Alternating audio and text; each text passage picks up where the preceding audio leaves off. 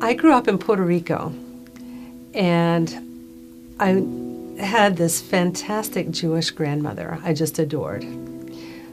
It was always a privilege to get to go to synagogue with her, and very often it would be maybe for a celebration or something like that.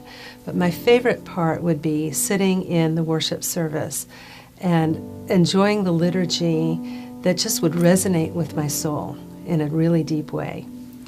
However, I was not allowed to pursue my Jewish heritage because I had a Gentile grandmother who didn't really like Jews. After high school, I decided that religion was not relevant to life and proceeded to live accordingly. I was looking for something, not sure what, and thought I'd find it in relationships or success or possessions or experiences. And so I tried marriage. And when that didn't work out, I got myself out and got a divorce and began wearing my divorce as a badge of honor. In my career, I worked with one of the major car rental companies and was climbing the corporate ladder and would got promoted in Washington, D.C. from one position to another, all areas that women had never held before. And so I was forging ahead as a woman in management.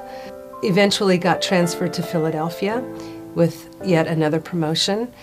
But what I discovered was with each promotion, after the glory came the bigger headaches. So that's not where it was. I had a home, I was filling it with antiques. I would come home with the next antique, with the next piece of furniture, the next painting to put on the wall. And after a while, I'd get tired of it, things would break, I'd want something else. I was getting deeper and deeper into debt, trying to satisfy my desire for possessions. The same with experiences, whether it was a ski trip or traveling or exotic vacations, whatever. Afterwards, it was over. So none of that satisfied. The last place I ever considered looking for that sense of meaning and purpose and happiness and fulfillment was in religion. It was not for me. I thought it was a waste of time. I thought it was irrelevant and senseless. Sure, I knew people that went to church, but I thought it was a waste. They were wasting their day. Their perfectly good Sunday morning in church. I thought people were weak or believing in fairy tales and legends, but it certainly was not for me. Then I met someone who was different. She was exuberant and joyful and intelligent and sharp, and our conversations counted. She cared about me in a way that I had never experienced in a person before.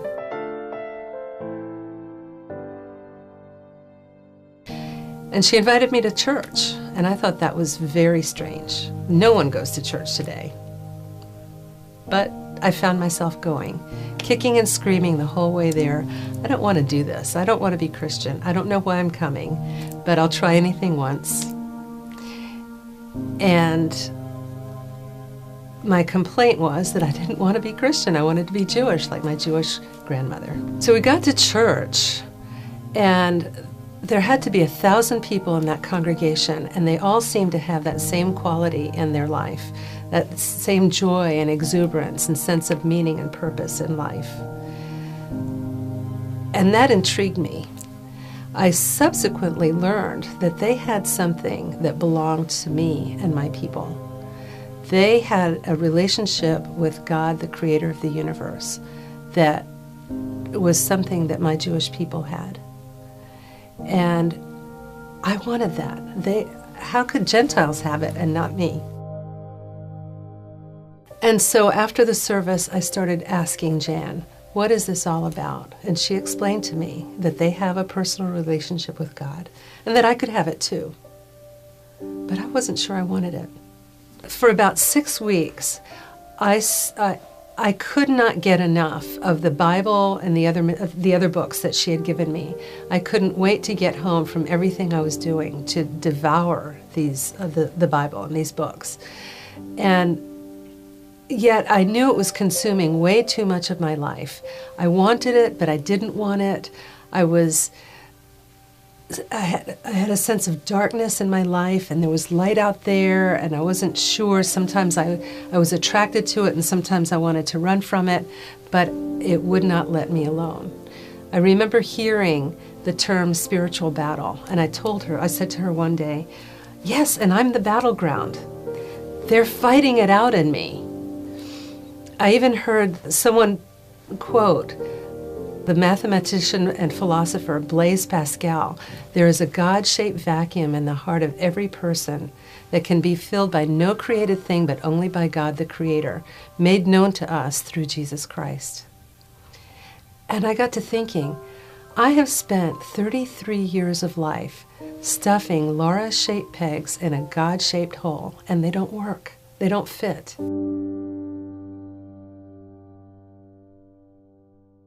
I was driving home from a conference that she had taken me to, and I was struggling with the concepts in there. And I heard they had talked about fear, and I got to thinking, yes, fear. What am I afraid of? I'm afraid of something. If this is true, I sure don't want to miss it. And if it's not true, what's it hurt to play along with it for a while? And they said that fear is sin, and there's that word that I didn't like again, and that sin came from friendship with Satan, a little red character, pointy tail, pitchfork. Didn't really think I could believe in this guy, but that God, who I wasn't too sure about either, could do something about it if I prayed.